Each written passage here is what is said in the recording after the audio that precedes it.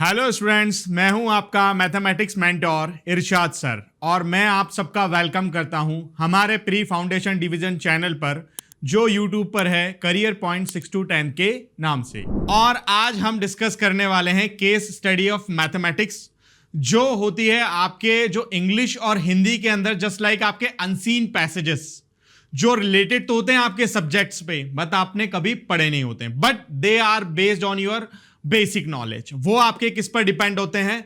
Basic knowledge पर depend होते हैं। तो ऐसे ही हमारी जो केस स्टडीज होती हैं मैथमेटिक्स में, ये आपने कभी पढ़ी नहीं होती हैं, but they related with the chapter of mathematics and they based on your basic knowledge. और ये आपकी किस पर डिपेंड होती हैं? बेसिक नॉलेज पर ही डिपेंड होती हैं। तो आज मैं आपकी जो है पहली केस स्टडी लेकर आया हूं, जो केस स्टडी आपकी रिलेटेड है विद द रियल नंबर से, जो कि आपका क्या है? पहला चैप्टर है मैथमेटिक्स का। तो यहां पर हम रियल नंबर से रिलेटेड केस स्टडी के कुछ क्वेश्चंस को यहां पर हम क्या करने वाले हैं? डिस्कस करने वाले हैं। चलिए स्टार्ट करते हैं।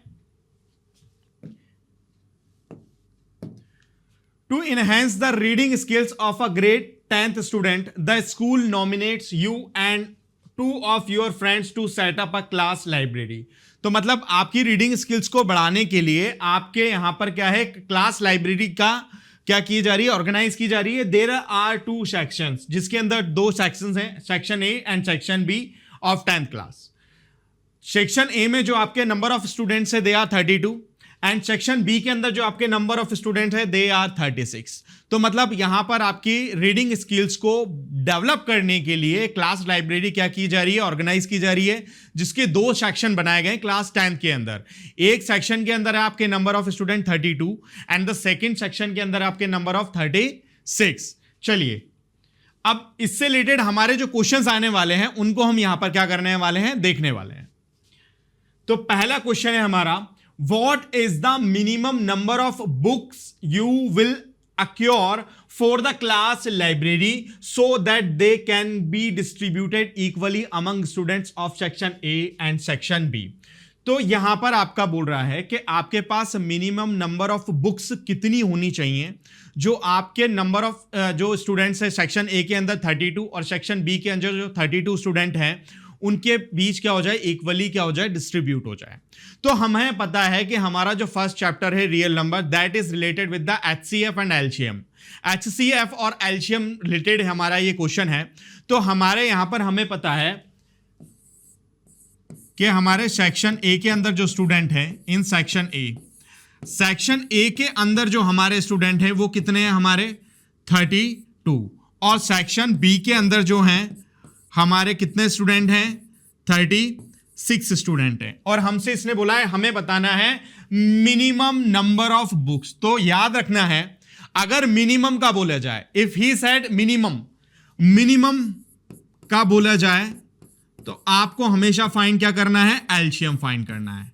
If he said minimum you can calculate LCM. If he said maximum, अगर आपसे कहा जाए मैक्सिमम, तो आपको क्या कैलकुलेट करना है? एचसीएफ। एलसीएम का फुल फॉर्म होता है least common multiple and HCF का मतलब होता है हाईएस्ट कॉमन फैक्टर। अब हमें क्या करना है? 32 और 36 का क्या निकालना है? एलसीएम कैलकुलेट करना है। अब एलसीएम कैलकुलेट करना है तो इसके लिए हम सबसे पहले क्या है? हमें पता होना चाहिए कि हम जो एलसीएम करते हैं उसके अंदर हम करते हैं प्राइम फैक्टराइजेशन।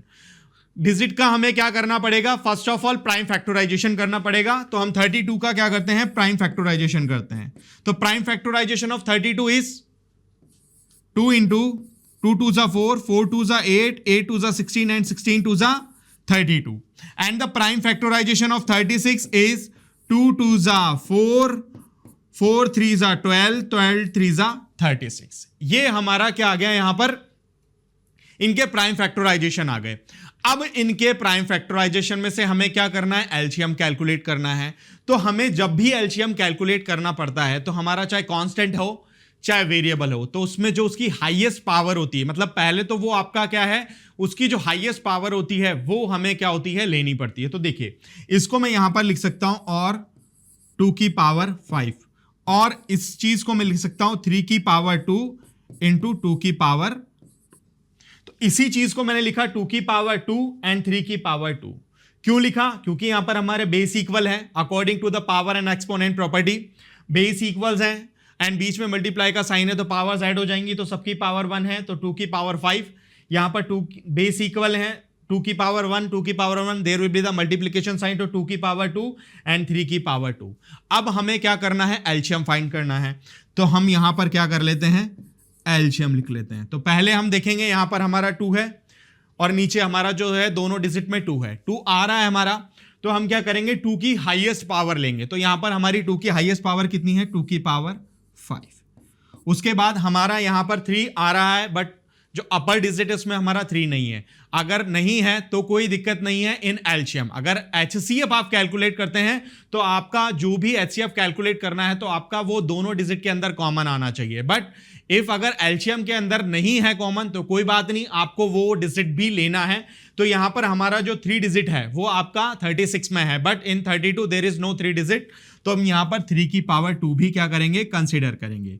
तो 2 की पावर 5 हमारा अगेन कितना होता है? 32, और ये होगा हमारा 9, और जब हम इसे मल्टीप्लाई करेंगे तो हमारा आंसर आएगा 288।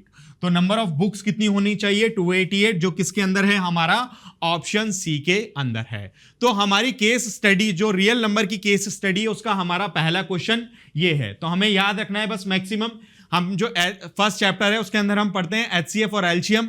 अब हमें क्वेश्चन के अकॉर्डिंग पता होना चाहिए कि हमें क्या कैलकुलेट करना है। तो मिनिमम नंबर बोला है तो you calculate LCM, if maximum number he said then you can calculate HCF. और यहां पर हमें मिनिमम नंबर बोला गया था तो हमने एलसीएम कैलकुलेट किया, तो हमारा एलसीएम आया 288। चलिए हम सेकंड क्वेश्चन की तरफ चलते हैं। हमारा सेकंड क्वेश्चन है, if the product of 2 positive integer is equal to the product of their LCM and LCM is true then the HCF.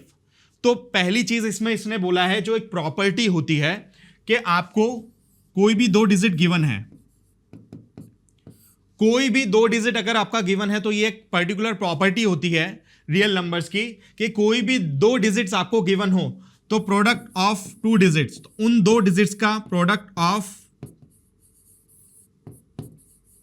2 digits जो होता है वो किसके बराबर होता है? उन दोनों डिजिट के LCM and multiplication of HCF, उन दोनों डिजिट के एलसीएम और एचसीएफ के बराबर होता है। एक इंपॉर्टेंट प्रॉपर्टी होती है जिसका हम यूज रियल नंबर्स के अंदर करते हैं कैलकुलेट करने के लिए। जैसे आपको 2 डिजिट दे दिया जाए, एलसीएम गिवन है and he said that find out the HCF, as it is आपको 2 डिजिट में से एक डिजिट दे दिया जाए, एलसीएम और एचसीएफ दिया जाए और सेकंड डिजिट कैलकुलेट किया जाए, तो हम यहां पर ये सीधी प्रॉपर्टी यूज करके और हम एलसीएम एचसीएफ यहां से कैलकुलेट कर सकते हैं। तो यहां पर हमें बोला है कि फाइंड द एचसीएफ 32 एंड 36। हमें क्या करना है? 32 और 36 का एचसीएफ फाइंड करना है। तो हम 32 का अगेन क्या करेंगे? प्राइम फैक्टराइजेशन करेंगे। तो ये 2 into 2 into 2 into 2 into 2 into 2 और 2 की पावर 5। एज इट इज हम 36 का क्या करेंगे? प्राइम फैक्टराइजेशन करेंगे, that is 2 into 2 into 3 into 3, और इसे हम लिखेंगे 2 की पावर 2 इंटू 3 की पावर 2। अब हमें क्या कैलकुलेट करना है? एचसीएफ कैलकुलेट करना है। तो इसका मतलब होता है हाईएस्ट कॉमन फैक्टर। तो इसके अंदर जब भी आपको एचसीएफ निकालना है तो एचसीएफ निकालने के लिए सबसे पहली जो थिंग है, जो कंपल्सन है इसका, कि आप जितने भी डिजिट्स का एचसीएफ कैलकुलेट कर रहे हो तो पहले आपका वो डिजिट उन दोनों 2 हो, 3 हो, 4 हो, उनमें वो डिजिट क्या आना चाहिए? आपका कॉमन आना चाहिए। Now there is 2 digit 32 and 36, the common digit in between both is 2। ठीक है, पहली तो है हमारा कॉमन डिजिट है 2। ठीक है, उसके बाद हमें क्या करना है? 2 की जो भी लीस्ट पावर है या कॉमन डिजिट की जो भी लीस्ट पावर है वो हमें क्या करनी है? अक्योर करनी है या लेनी है। तो यहां पर हमारी 2 की जो लीस्ट पावर है वो कितनी है? 2 की पावर 2। तो यहां पर हम लेंगे 2 की पावर 2।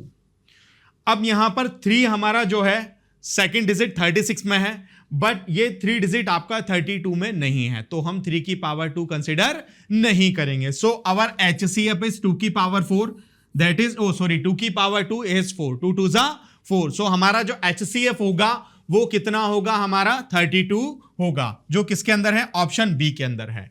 अब हमारी यहां पर जो प्रॉपर्टी है ना, इसे भी मैं आपको यहां पर प्रूफ करके बता देता हूं दैट इट इज ट्रू और नॉट। तो हमारे दोनों डिजिट क्या है, यहां पर हमारे डिजिट हैं दोनों 32 एंड 36, और हमारा एलसीएम और एचसीएफ क्या है, एलसीएम हमारा जो प्रीवियस आया था दैट इज 288 एंड एचसीएफ आया हमारा 4। तो जब हम इन्हें मल्टीप्लाई करेंगे दैट इज 1152, और जब इन्हें मल्टीप्लाई करेंगे दैट इज 1152। तो यहां से हमारी ये जो प्रॉपर्टी है that product of two digit is equal to LCM into HCF, ये क्या हो जाती है, करेक्ट प्रूफ हो जाती है। चलिए थर्ड क्वेश्चन की तरफ चलते हैं हमारे। अब हमसे बोला है कि 36 can be expressed as a product of its prime. Prime मतलब प्राइम फैक्टराइजेशन हमें क्या करना है, प्राइम फैक्टराइजेशन करना है, ठीक है। तो हम यहां पर इसका प्राइम फैक्टराइजेशन करेंगे 36 का, जो हम प्रीवियस के दो क्वेश्चंस के अंदर भी करके आए हैं, दैट इज 36। तो 36 का जो prime factorisation that is 2 into 2 into 3 into 3, जिसे हम लिख सकते हैं 2 की पावर 2 इंटू 3 की पावर 2, जो हमारा किसके अंदर है, 2 की पावर 2 इंटू 3 की पावर 2 इन ऑप्शन ए। तो हमारे जो थर्ड क्वेश्चन 36 का 36 को हमें जो एक्सप्रेस करना है प्रोडक्ट ऑफ इस प्राइम फैक्टराइजेशन दैट इज 2 की पावर 2 इंटू 3 की पावर 2, तो हमारा आंसर होगा option A. Our next question is 7 into 11 into 13 into 15 plus of 15 is a क्या है, मतलब हमें ये नंबर दिया हुआ है जिसके फैक्टर्स ऑलरेडी हमें गिवन है, प्राइम फैक्टराइजेशन ऑलरेडी हमें गिवन है, that is 7 into 11 into 13 into 15 plus of 15 is a, first is prime number, second is composite number, option C neither prime nor composite number and option D none of these. तो पहले तो हमें पता होना चाहिए कि prime numbers हमारे होते क्या हैं, क्योंकि अगर हमें प्राइम नंबर और कंपोजिट नंबर का डिफाइन ही नहीं होगा that what is prime number और कंपोजिट नंबर, तो हम यहां पर इस क्वेश्चन का जवाब नहीं दे पाएंगे। तो हमारे प्राइम नंबर्स क्या होते हैं, आवर प्राइम नंबर्स वो नंबर होते हैं जिसके ओनली 2 फैक्टर्स होते हैं। Prime numbers are those factors only 2 factors, जिनके सिर्फ क्या होते हैं, आपके 2 फैक्टर्स होते हैं, या तो नंबर इटसेल्फ या 1। तो अगेन मैं आपको रिपीट कर देता हूं कि प्राइम नंबर्स आपके वो नंबर्स होते हैं जिनके सिर्फ और सिर्फ 2 फैक्टर्स होते हैं, या तो नंबर इटसेल्फ और 1, ठीक है। जैसे हम एग्जांपल ले लेते हैं प्राइम नंबर्स का। प्राइम नंबर्स का अगर हम एग्जांपल लेते हैं,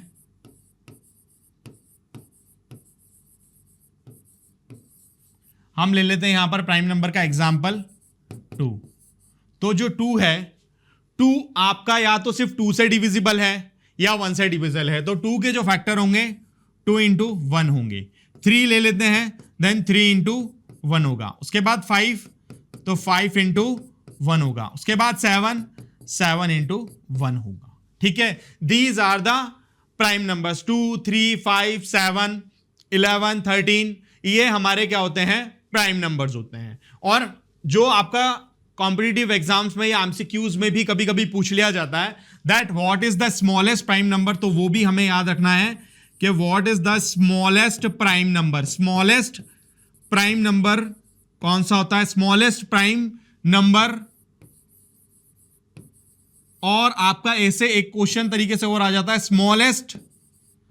smallest even prime number, even prime number that is 2। तो याद रखना है ये दोनों चीजें आपकी सेम है, दैट स्मॉलेस्ट प्राइम नंबर और smallest even prime number is 2। उसके बाद हमारा क्या होता है, कंपोजिट नंबर। तो कंपोजिट नंबर क्या होते हैं हमारे, कंपोजिट नंबर हमारे दोज नंबर्स होते हैं जिनके फैक्टर्स मोर देन 2 होते हैं।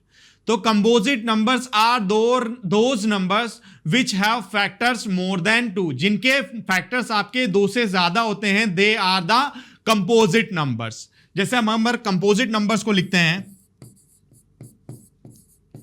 कंपोजिट नंबर, तो इसका हम एग्जाम्पल ले लेते हैं 4।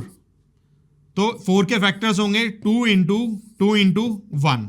उसके बाद 6, 2 इंटू 3 इंटू 1। आफ्टर दैट 8, जिसके होते हैं आपके 2 इंटू 1 और 4 इंटू 2 इंटू 1। तो ये आप सबके, ये आपके क्या होते हैं, कंपोजिट नंबर होते हैं। और इसका भी एक इंपॉर्टेंट पॉइंट होता है, smallest composite number is equal to 4। तो स्मॉलेस्ट कंपोजिट नंबर क्या होगा हमारा 4 होगा। तो यहां पर देखिए फैक्टर्स हमारे क्या है 1, 2, 3 एंड 4।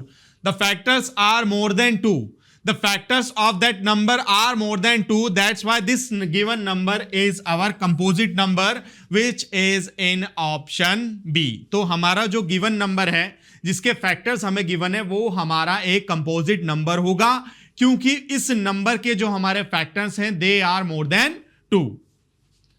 हमारा नेक्स्ट क्वेश्चन है, if p and q are positive integers such that p is equal to a b square and q is equal to a square b, where a b are prime numbers. तो हमें बोला है कि यहां पर हमारे